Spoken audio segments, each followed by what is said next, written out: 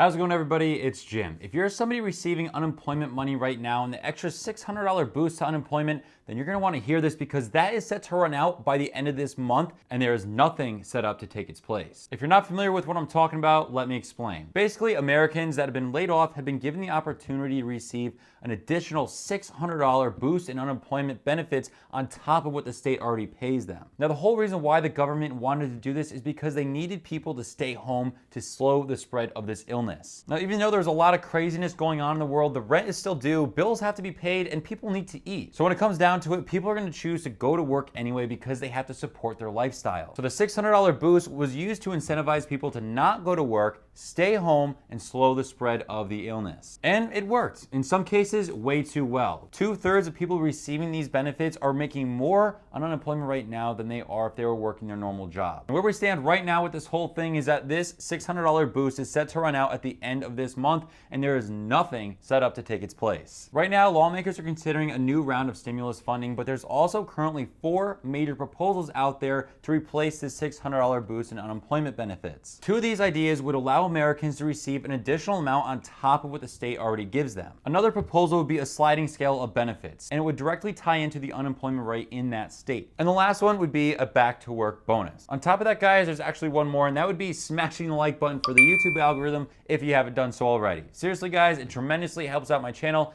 I would greatly appreciate it. I put a lot of time into these, so go ahead, tap that button, make it turn blue. I did my part making the video. Now you do your part by smashing the button. All right, so now that you've officially smashed the like button for the YouTube algorithm, let's go ahead and talk about these 4 proposals. The first one on the list would be unemployment benefits equal to a worker's previous wages. Now, this idea was first presented to us by Steven Mnuchin, where this package would provide no more than 100% of workers' wages. In other words, this is income replacement. He says that enhanced unemployment is intended for people who do not have jobs, particularly in industries that are harder to rebound. So we will not be doing it in the same way. The next one on the list is extending the supplemental $600 through January 2021. Now, the second proposal was first presented to us back in May when the House presented the $3 trillion HEROES Act proposed by the Democrats. Now, part of what was inside this bill was to extend the $600 boost of unemployment from now all the way until January 2021. Now, it's estimated by the Congressional Budget Office that if we were to extend those bonuses, that $600 bonus, it's estimated that 5 out of 6 people receiving that unemployment amount would be making more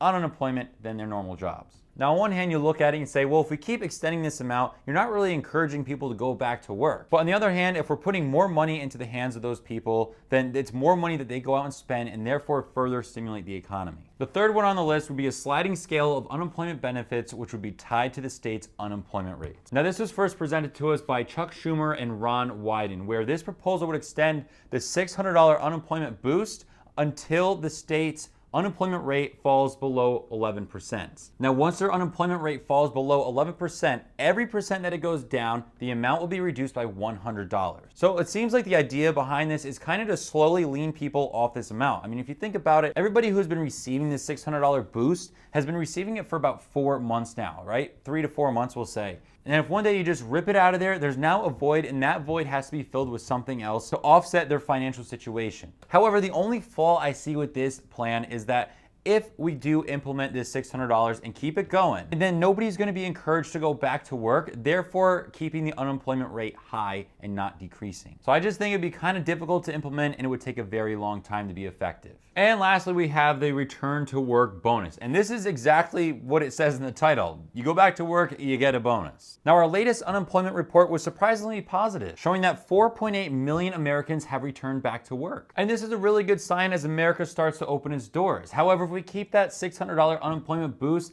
it doesn't really do a good job of encouraging people to go back to work when they're making more money if they're not working. So the whole idea behind offering somebody a bonus to go back to work is to get them back to work, okay? So you get off unemployment, you go back to work, not only are you going to be collecting your normal wage, but on top of that, you'll be receiving $450 extra on top of what you already make every single week. So not only would this get people back to work, but it would also give people more money to spend and help stimulate the economy even further. Now, the only unfortunate part about this is that people who have been working nonstop throughout this whole thing wouldn't be benefiting from this at all. And another good point to bring up is that I could see a lot of people just end up rushing to get into a job just to take advantage of this extra $450 a week, not necessarily because that job is the right job for them.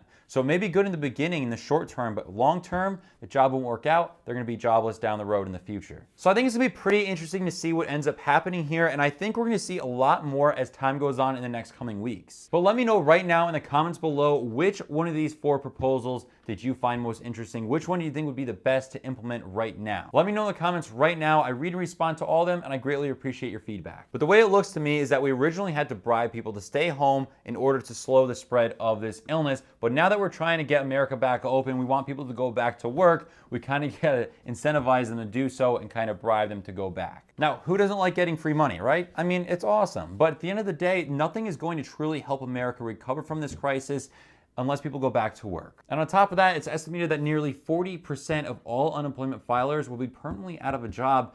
That's about 15 to 20 million people. Now, even though we've been at this thing for a long time, about 4 months now, I think the worst has yet to come, and we're not gonna see the true impacts of this whole crisis economically and everything else for another 6 months to a year down the road once things start really settling in. You got to keep in mind, we're not fully open yet, and as we're starting to open, cases are starting to spike, which is forcing some states to get more strict and lock down even further. So we really won't see the true effects this is going to have on our economy and businesses as a whole until we get everything up and running, and that's going to take a while. But that's exactly why you should subscribe right now. Hit the little red rectangle, subscribe. This way I can keep you guys up to date on everything that's going on. But very important, make sure you hit the bell notification when you go do that. This way you don't miss out when I post new videos. On my channel, I cover everything to do with finance, investing, entrepreneurship, and money. So if you like money, you're in the right place. Go ahead, stick around, hit the subscribe button. I'd love to have you here. Oh, and one more thing, don't forget to smash the like button one more time for the YouTube algorithm if you haven't done so already. It greatly helps out my channel. I put a lot of time,